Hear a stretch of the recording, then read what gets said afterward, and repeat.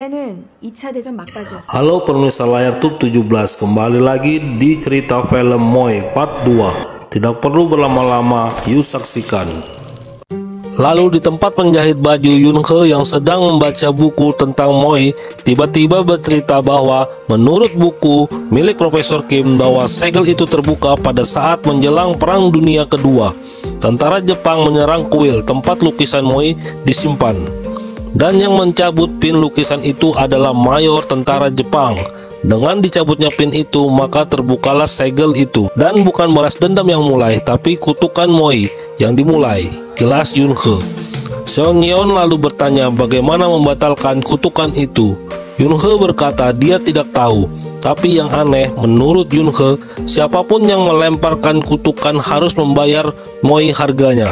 Seperti yang dibutuhkan hantu, yaitu tubuh manusia. Lalu Seong Yeon mengajak Yun He untuk melihat salinan lukisan Moy. Seong Yeon membawa Yun He ke rumah seorang seniman lukis. Orang itu bertanya, sedang mencari lukisan apa? Seong Yeon berkata, mencari lukisan Moy. Orang itu lalu terdiam sejenak, lalu berkata dengan bahasa Vietnam yang tidak dimengerti Yun He. Intinya, orang itu tidak mengizinkan mereka melihat lukisan Moy.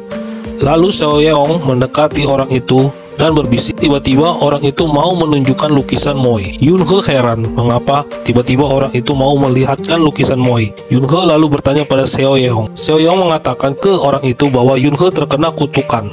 Mendengarnya, Yun He jadi kesal. Orang itu lalu membuka kain penutup lukisan Moy. Orang itu berkata, walaupun lukisan ini replika, tapi orang itu merasa melihat matanya seperti rohnya ada di dalam lukisan itu. Karena itu orang itu menutup matanya. Yun He mengatakan itu hanya tipuan, karena Yun He pernah melihat lukisan Moy di rumah Moy. Bahkan Yun He mengaku memotret lukisan itu.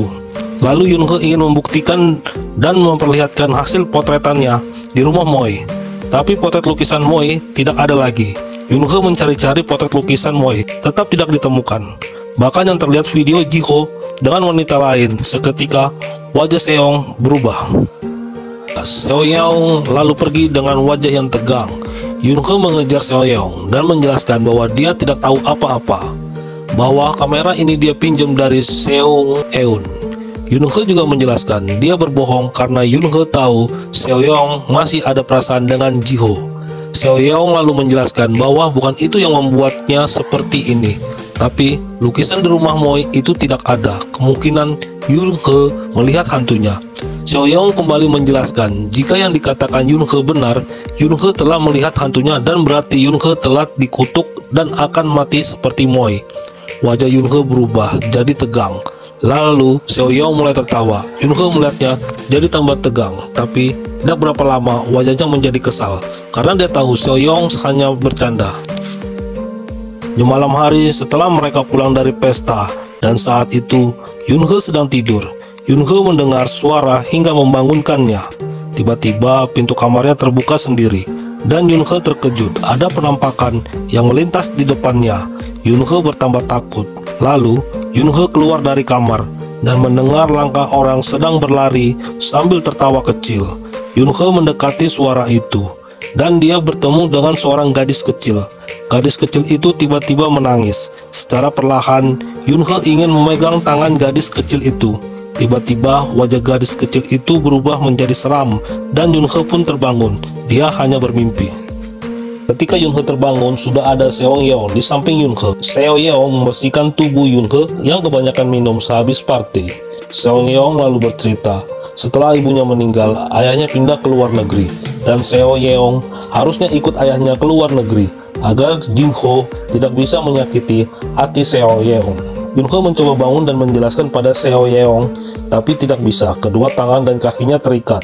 Seong Yeon lalu mengambil gunting dan bertanya pada Yun He, apa yang kau katakan tentang aku kepada mereka, sambil menggunting rambut Yun He.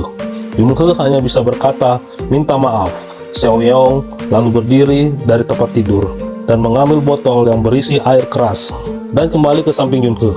Seong Yeon lalu berkata, apakah dia klepto dan seorang pelacur?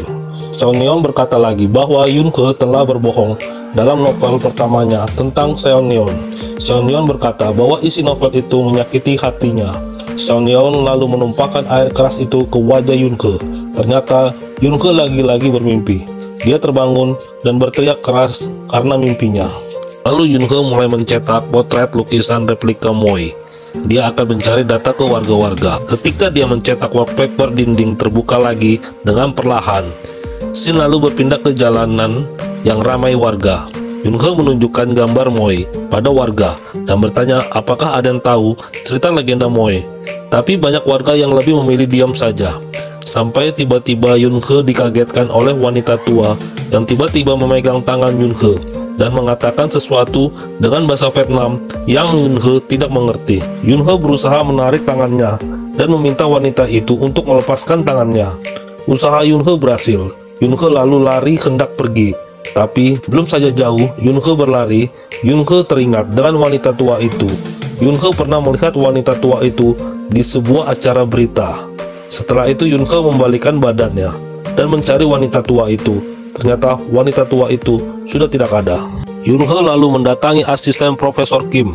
Yoon Ke mencari perhatian agar asisten Profesor Kim mau membantunya mencari data tentang legenda Moy. Asisten Profesor Kim berkata bahwa, "Yoon Ke, apa yang kau cari dari dia? Mengapa tidak bertanya pada Seong Yeong?" Asisten Profesor Kim memberitahu Yoon Ke bahwa Profesor Kim tahu legenda Moy juga dari Seong Yeong. Lalu asisten Profesor Kim bercerita, awal Seong Yeong datang seperti orang sakit dan selalu memakai topi karena rambutnya rontok karena stres. Lalu Seong Yeong mengenalkan cerita legenda Moy pada Profesor Kim. Profesor Kim tertarik. Setelah itu Profesor Kim tidak tahu kemana, dan Seong Yeong sekarang terlihat lebih bahagia. Rambutnya pun tumbuh kembali. Lalu asisten Profesor Kim berjanji jika ada waktu akan membawa Yoon Ke rumah Profesor. Setelah itu Yoon Ke pulang. Di rumah dia melihat dua teman Seong Yeong. Yoon Ke mendatangi Seong Yeong ke kamarnya. Yoon Ke lalu bertanya, apa yang akan dilakukan temanmu di sini? Tapi Seong Yeong hanya diam saja. Yoon Ke membalikan badan dan akan pergi, tapi dia penasaran mengapa Seong Yeong diam saja. Yoon Ke lalu melihat kaki lalu ke kepala Seong Yeong, lalu membuka tirai tempat tidur. Tiba-tiba Yoon Ke melihat kaki Seong Yeong sudah tidak ada.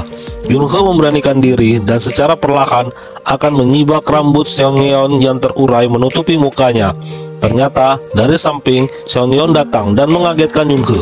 Seong Yeong berkata, baju itu bagus bukan? Yoon Ke merasa heran dengan perkataan Seong Yeong. Lalu Yoon Ke melihat lagi ke arah tempat tidur, dan yang dilihatnya kini hanya gaun yang berwarna biru. Gaun itu disiapkan Seong Yeong buat Yoon Ke untuk pesta anggur nanti malam. Di rumah Seong Yeong, mereka membuat pesta anggur dengan kedua teman Seong Yeong. Seong Yeong asik bercerita dan tertawa bersama kedua temannya, sedangkan Yoon Ke berusaha menyimak karena dia tidak bisa bahasa Vietnam. Tapi keceriaan itu berubah ketika Yoon Ke bertanya apakah Seong Yeong pernah sakit dan sekarang sudah sehat. Semua lalu terdiam dan hujan pun turun. Dua teman Seong Yeong memutuskan kembali ke rumah duluan. Tapi Seong Yeong masih terdiam sambil senyum menatap ke Yoon Ke. Setelah itu mereka berdua kembali ke rumah. Ketika Yoon Ke mengeringkan rambutnya, lampu di kamarnya mulai berkedap-kedip. Selintas ada Seong Yeong di samping Yoon Ke, tapi Yoon Ke tidak melihat. Yoon Ke keluar kamarnya. Tiba-tiba Yoon Ke bertemu dengan dua teman Seong Yeong. Yoon Ke bertanya, di mana Seong Yeong? Teman Seong Yeong berkata Seong Yeong sedang tidur di kamarnya. Yoon Ke heran dan bertanya mengapa teman Seong Yeong bisa bahasa Korea. Tapi teman Seong Yeong berkata Yoon Ke lah yang telah menggunakan bahasa Vietnam.